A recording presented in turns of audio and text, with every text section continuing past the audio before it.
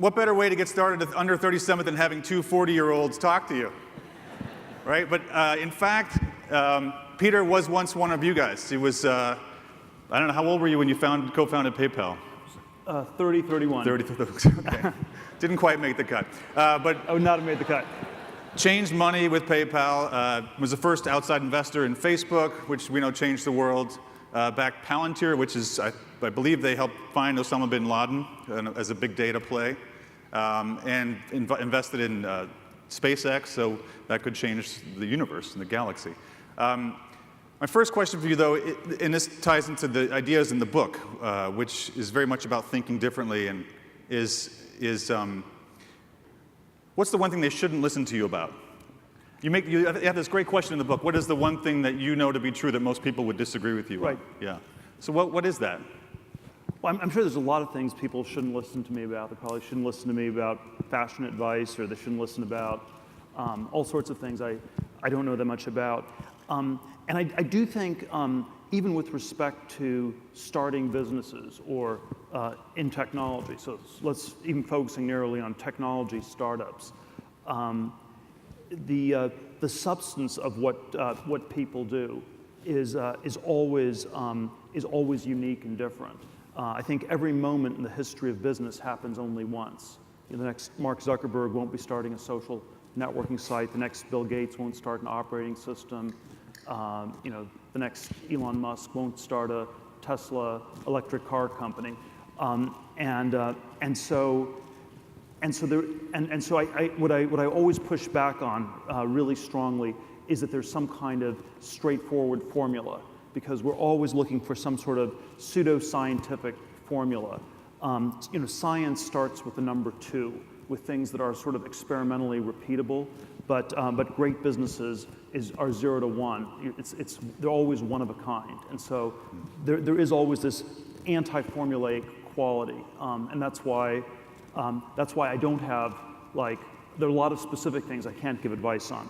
The one theme that I always come back to, though, that comes out of this anti-formula, out of this one-of-a-kind nature of great businesses, is this need for differentiation. What are you doing that nobody else is doing? What ideas do you have that nobody else has? What great business are you working on that no one else is working on?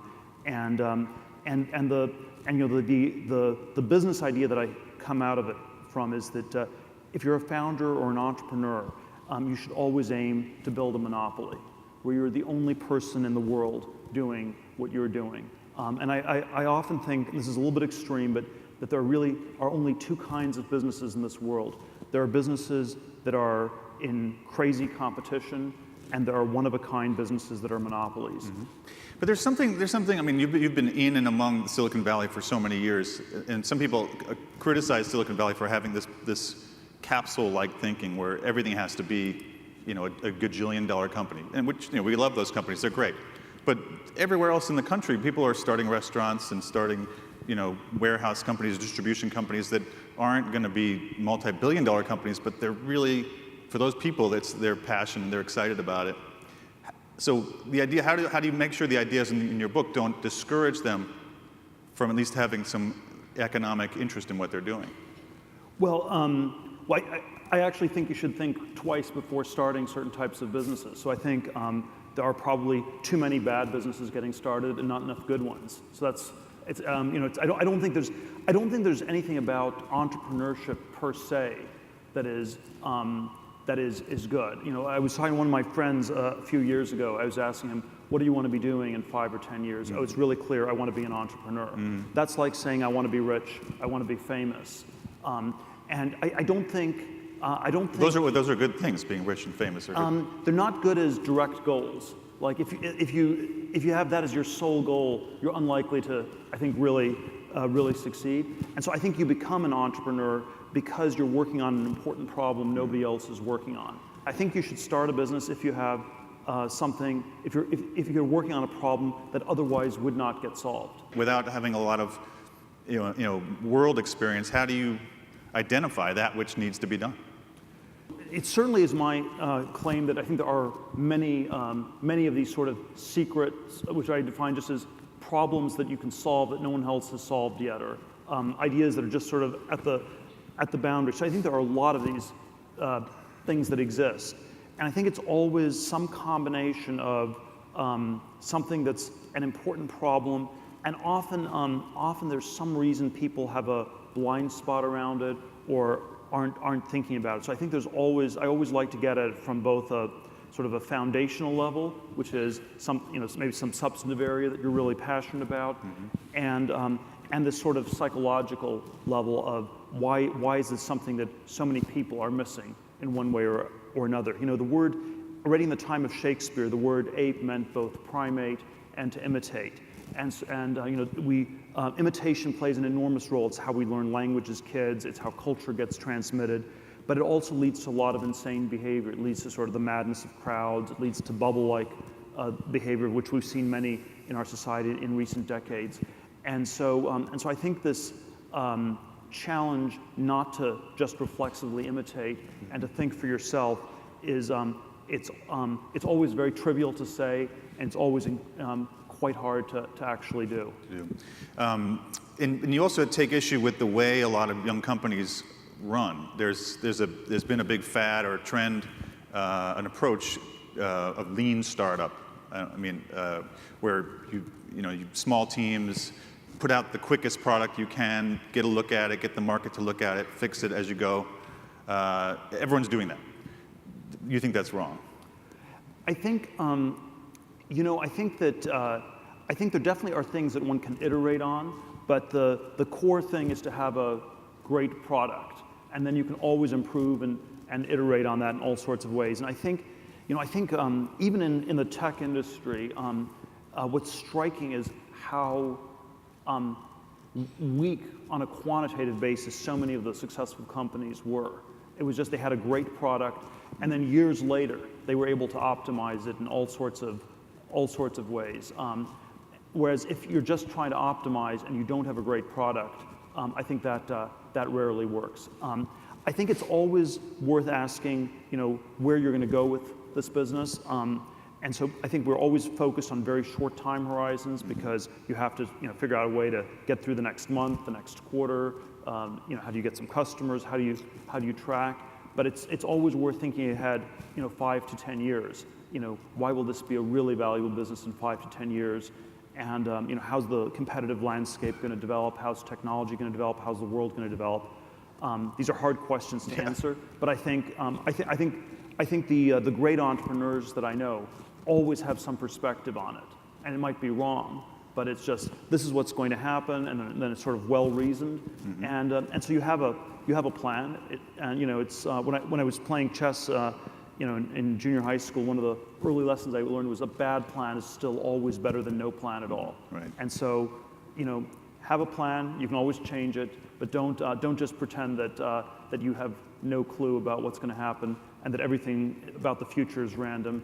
If you sort of say that everything's random and out of your control, that's the way you set yourself up for failure. Right. You talk about that as even as a societal problem in America today. Like we are a nation of optimists, but without a definite idea of where we're going, unlike say maybe 50 years ago or.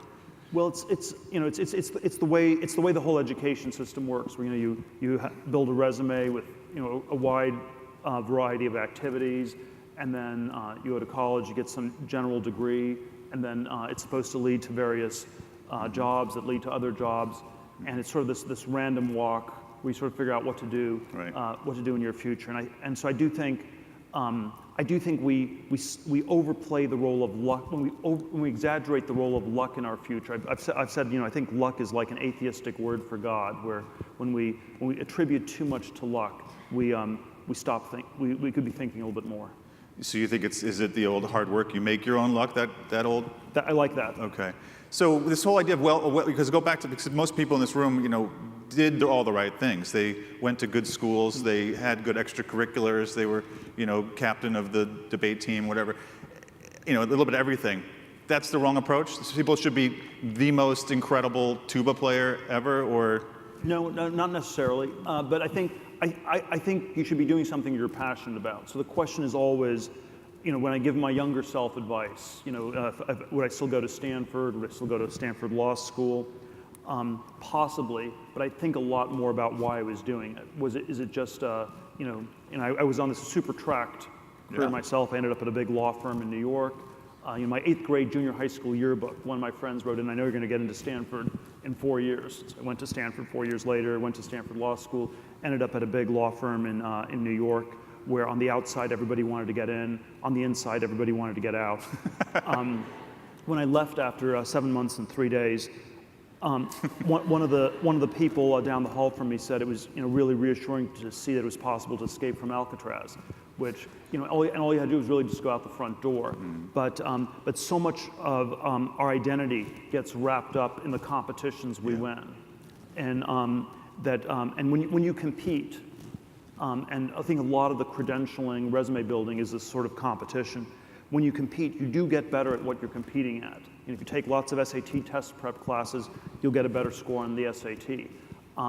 And when you compete, you get better at beating people on the narrow things you need to beat them on. But it often comes at this very high price of losing sight of what's truly valuable and important and meaningful.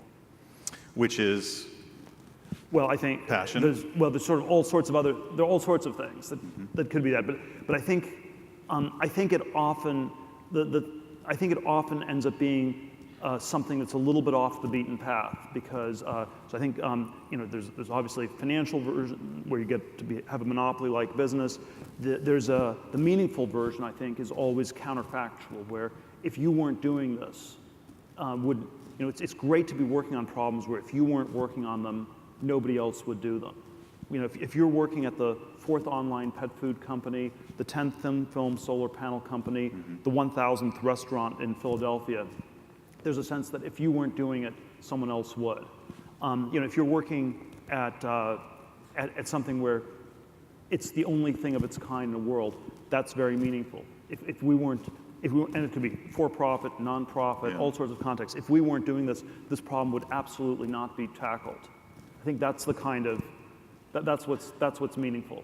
Whereas when you're competing, you're already by definition number 2 at least in a category. Did this whole, when you first met Mark Zuckerberg, all this? I mean, looking in hindsight, did he encapsulate all the things you're talking about? Was he doing this because no one else was doing it? He was doing it because he was passionate about it? Was he doing it because he had an awesome product?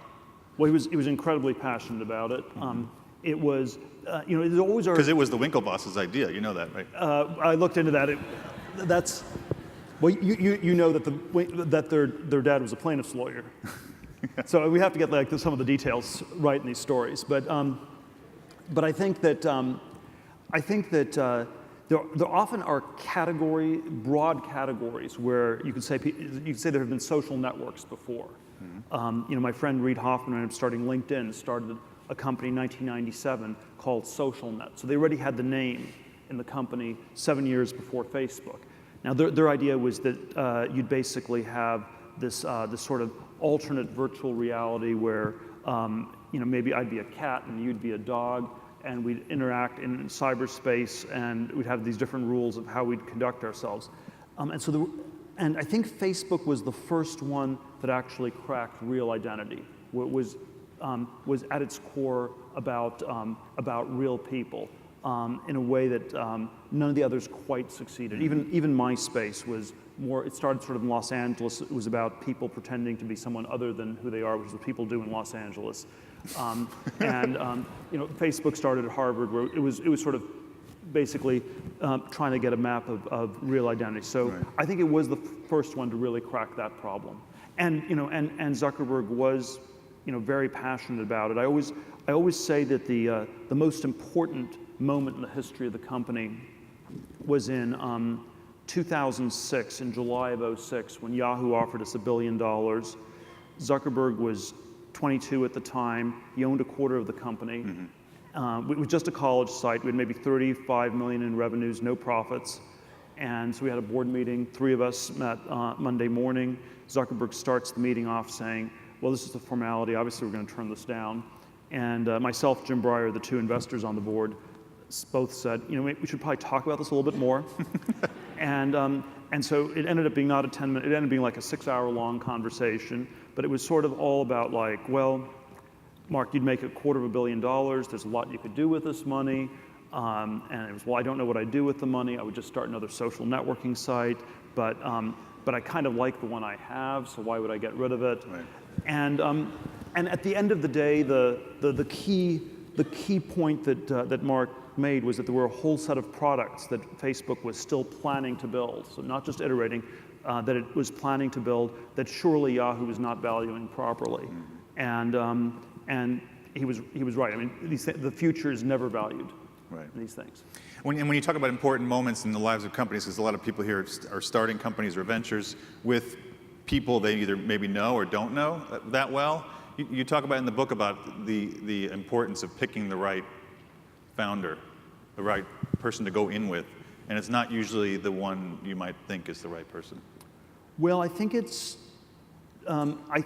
generally much better to do it with people you know well. There's some debates about whether it's good to do it with your best friends or not. Yeah. But I think it's generally a bad idea to do it with people you don't know at all. So it's sort of, I always like asking people the prehistory question. What how did the 2 or 3 people who founded a company? How did you meet? How did it come together? The bad answer is we met at a social network, at a networking function a week ago and decided to start a company because we both wanted to be entrepreneurs. Good answer is something like, we've been talking about this for a number of years, thinking about it in one way or another, and sort of pulled it together.